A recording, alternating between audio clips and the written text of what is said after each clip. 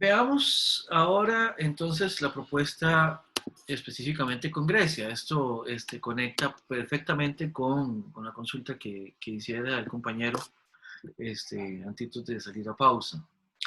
Ahora, efectivamente, la filosofía especulativa que surge en el contexto griego, eso sí es particularizable en el caso de estas sociedades antiguas.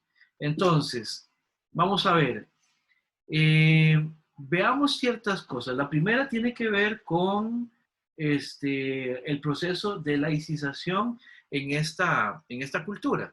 Entonces, grupo 2, por favor, si ustedes me ayudan con la pregunta número 4, que tiene que ver con la emancipación que menciona Farrington. Voy a leer la cita.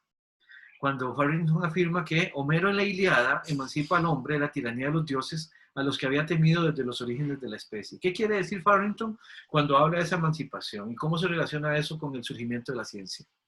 Ok, los griegos solían fundamentar todo en los dioses, todo pasaba porque los dioses así lo querían y que el hombre no podía estar en desacuerdo. En cambio, en la Ilíada, cuando se separa el hombre de los dioses, da la oportunidad a que se cuestionen esas creencias y da oportunidad a que surja la ciencia.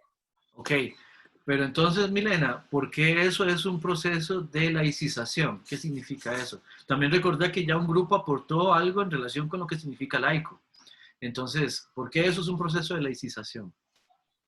Bien, porque si siguen creyendo en los dioses no pueden avanzar porque ¿para qué avanzar si todo depende de un dios? No voy a avanzar porque no puedo avanzar porque solo si él lo decide. Eso es lo que pasaba. En cambio, cuando ya dejan de creer en eso, entonces estudiaban, no sé, ay, vamos a inventar una medicina para que ellos no se mueran. Sí, la inventamos así. Ya no es, ay, está enferma, es porque Dios quiere que se muera.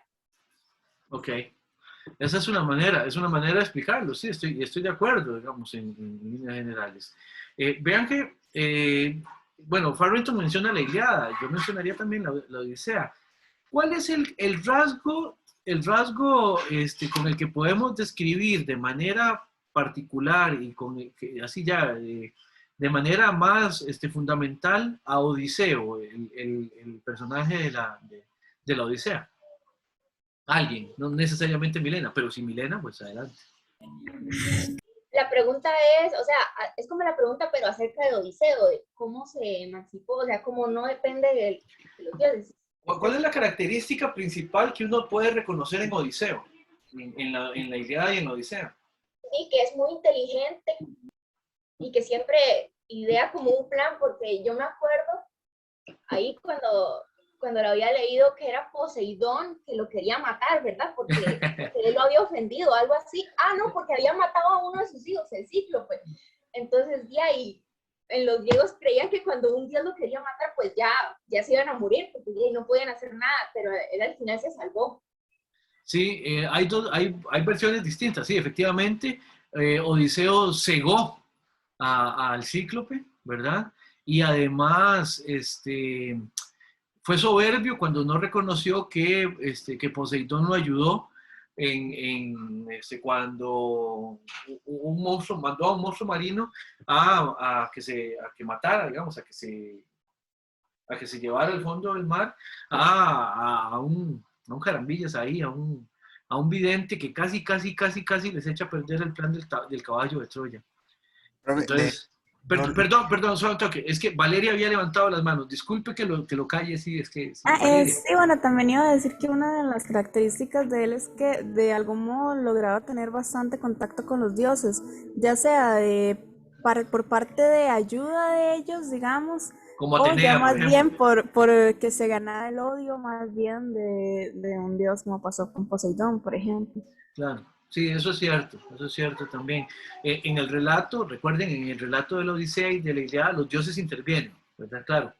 Y Atenea especialmente, con Telémaco y con Odiseo de manera como muy protectora, además. Perdón, ¿cuál compañero era el que quería hablar? No, profesor, solo iba a decir que sí, que yo lo había escuchado así primero como que fue que Odiseo no quiso aceptar que Poseidón lo había ayudado y luego fue que Odiseo cegó al cíclope. A Polifemo, sí. Sí, sí. Y esa, es esa característica, vean, a mí todavía, hoy en día, en la obra de la Odisea, me encanta, tiene un montón de problemas, por ejemplo, es de un patriarcalismo feroz, digamos, y en ese sentido es terrible, pero la Odisea, vamos a ver, culturalmente, vamos a ver qué valor tiene, para no meternos en esos otros temas que también es importante resaltarlos. Odiseo es la personificación de la astucia. Y la astucia, ¿qué significa? Milena decía que es que era un hombre muy inteligente. Era un hombre que usaba ¿qué? ¿Qué usaba? ¿Qué usa un hombre muy inteligente? ¿Qué usa un hombre muy astuto? El ingenio. El ingenio. ¿Qué más? ¿La qué? La imaginación. Sí, les voy a dar una pista. Empieza con ra y termina con son. Razón. Exactamente, la razón. Es importante. Y en el mundo griego, la importancia de la razón como el instrumento privilegiado para resolver los problemas empieza a ser fundamental. Empieza a ser fundamental. En ese sentido, la filosofía se nutre directamente de eso en la antigüedad clásica. ¿Por qué? Porque siendo especulativa, es algo que se construye a partir de la razón de los seres humanos, ¿verdad? Eso es importante, tal vez es una de las cosas, de hecho, más importantes del aporte de la cultura griega precisamente en la historia del pensamiento, en la historia de la cultura. Ahora, tal como nos decía el compañero anteriormente, ese proceso de uso de la razón, además, en Grecia, es especialmente laico. O sea, es más, aun cuando efectivamente en los relatos todavía aparecen los dioses, y aun cuando, incluso en la producción filosófica, todavía se sigue recurriendo a principios explicativos que son referenciados como divinos, así como el mismo Odiseo es relatado como divino, el divino Odiseo, dice Homero en varias partes, si es que creemos esta versión de que hay un solo Homero, no importa.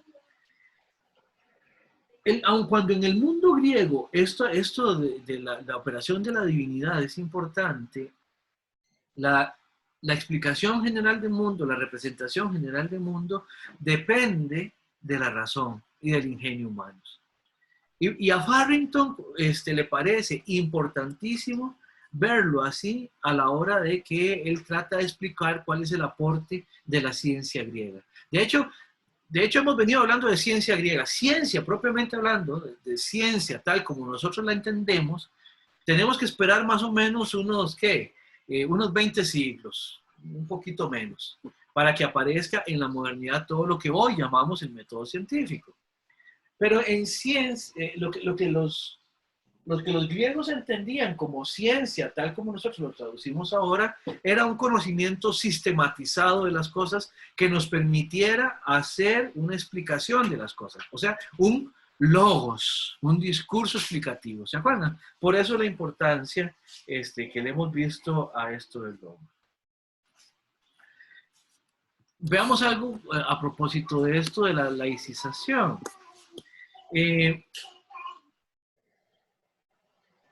Ven que lo que sucede es que ya ahora, cuando estamos dependiendo más de la razón y del ingenio, dejamos de explicar todo en función de las acciones de los dioses o de un destino que nos trata como un juguete, ¿verdad?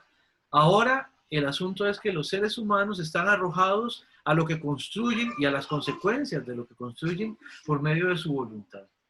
Odiseo es un personaje de ingenio y de razón, tal como les había dicho, y a partir de ahí es un personaje de voluntad, ¿ya? De hecho, hay una película, creo que es de los 90, de la Odisea, que sale este, salen varios actores importantes, sale Geraldine Chaplin y Christopher Lee, bueno, etcétera, etcétera. Eso no es tan relevante, pero cuando Odiseo sale, cuando ya tomaron Troya, él sale y está en un mar así, al frente de un mar proceloso, y es donde ofende a Poseidón, y él dice, yo conquisté Troya, ¿ya? Yo conquisté Troya. Y Poseidón le dice, no, papillo, ¿y qué pasó ahí? Yo le ayudé también. Y Odiseo ahí se encabrona y le dice, ¿cómo es eso? 10 años nos estuvieron aquí derramando nuestra sangre y ahora van a decir que nos ayudaron.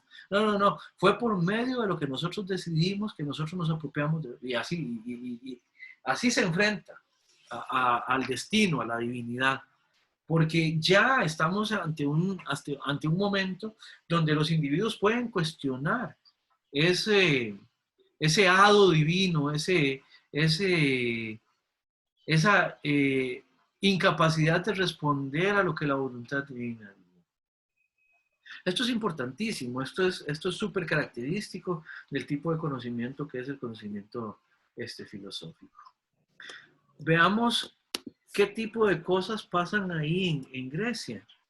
Ciertas características que tiene la propuesta griega.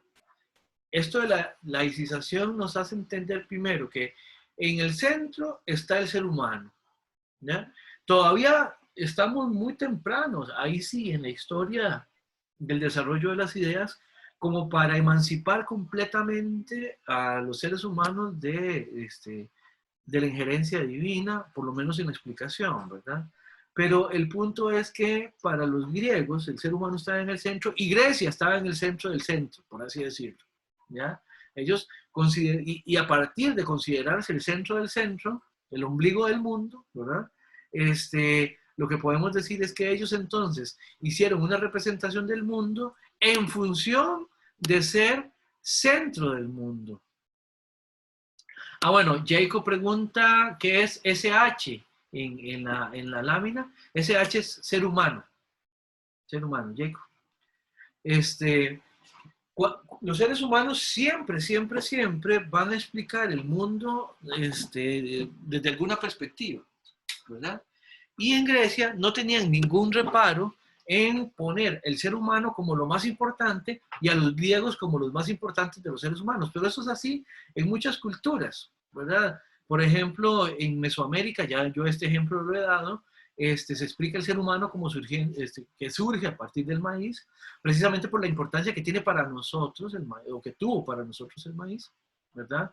Si ustedes se revisan los relatos chinos antiguos, van a entender que China es el centro del mundo y por lo tanto del universo, y la importancia de China en relación con los demás pueblos, pues es crucial. Lo mismo pasa con el relato judio-cristiano de la creación.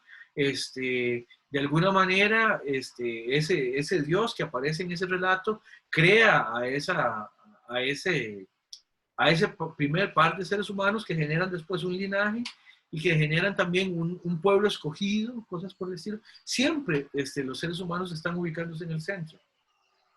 Bueno, en el caso de Grecia, eso no deja de ser así. Para seguir respondiéndole al compañero que nos preguntó antes de salir a la pausa, tendríamos que decir también que uno de los aportes de Grecia es que el papel que ponen a jugar al conocimiento y a los sabios es distinto a lo que pasa en el contexto histórico en el que esto se desarrolla. En otros lugares también tenían sabios, en otros lugares también tenían generación de conocimiento. ¿Cuál es la diferencia? Que en esos lugares no había una distinción real en última instancia entre el sabio y el sacerdote. El sacerdote también tenía un papel ritual, generalmente. Pero en Grecia ya no. Ya Tales, Anaximandro, Heráclito, Aristóteles, Platón, ellos no eran sacerdotes. Simplemente eran personas que se dedicaban a un tipo de conocimiento. Y eso empezó a ser un rasgo distintivo, que también es sí, característico completamente de esta cultura de Grecia. ¿verdad? Luego, otra cosa es que, dos cosas importantes. No estamos aquí ante una manifestación divina por medio de un libro revelado, como en la tradición judeocristiana, por ejemplo, sino que las manifestaciones también literarias y artísticas tenían un lugar importante en la generación de esa representación del mundo. Por ejemplo, todo lo que son las obras épicas, ¿verdad? La Teogonía, la Ilíada, la Odisea. Y luego, fundamental es que empezamos a tener la explicación del surgimiento de las cosas a partir de causas. Este paso es fundamental, este paso de una explicación determinista del mundo. O sea, todo tiene que tener una causa. Lo que no podemos explicar es porque sobrepasa nuestra capacidad de relacionar efecto y causa, pero todo debería remitir a una causa a partir de la cual entendemos que se hace posible. Eso es importantísimo para esta caracterización del mundo griego. También vamos a ver en el curso vamos a caracterizar y ver qué significa esto del conocimiento a partir de causas. Vamos a hacer una pequeña, ¿cómo se llaman esto? Un trailer de las próximas clases. Vamos a ver, por ejemplo, en el pensamiento de Tales y de Anaximandro, cómo en estas propuestas todo se puede explicar a partir de un principio, ¿verdad? Después vamos a ver qué significa esto de los principios. Luego vamos a ver también a Anaxágoras y Heráclito como otros pensamientos importantes en esta línea. Y eso es simplemente para que ustedes revisen para la próxima clase las páginas que aparecen acá, de la 43 a la 49 y de la 50 a la 59, o sea, de la 43 a la 59 del texto de Alberto Bernabé, a donde vamos a ver los primeros presocráticos